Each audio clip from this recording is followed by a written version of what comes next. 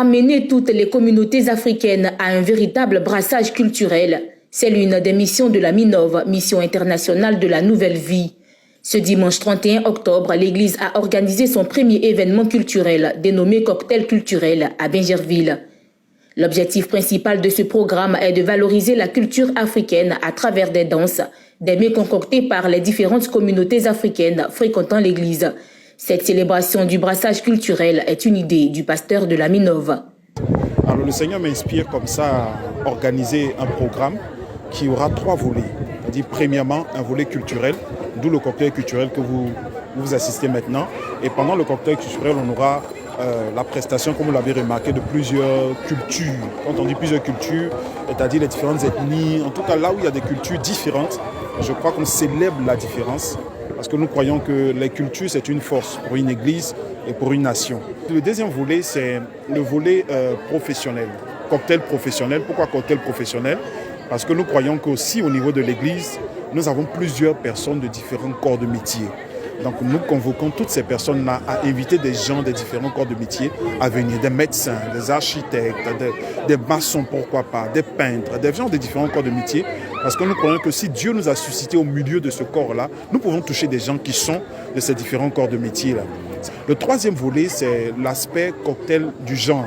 Cocktail du genre, parce que nous croyons que nous pouvons aussi, les femmes peuvent faire des programmes où ils inviteront que des femmes. Donc quand vous allez venir parler de la configuration du programme du cocktail de genre, vous allez voir, c'est les femmes qui feront leur cuisine. Les hommes aussi vont faire leur cuisine.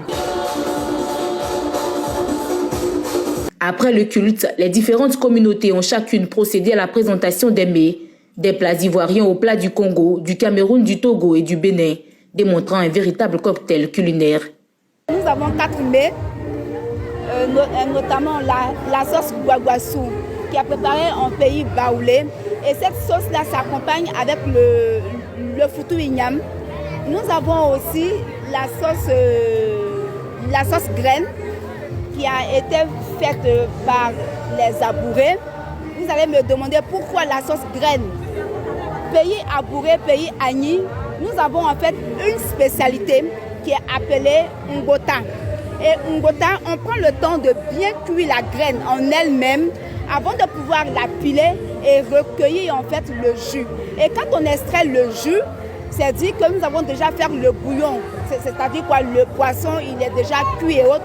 Donc quand on extrait le jus, on renverse ce jus-là dans la casserole et qu'on ne la met plus au feu.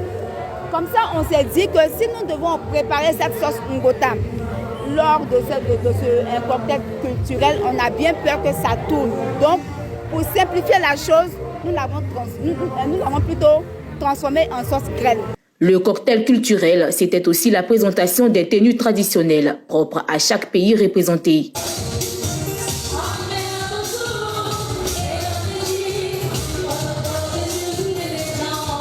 Cette première édition du programme culturel de la MINOV s'est achevée dans la gaieté et autour des différents repas.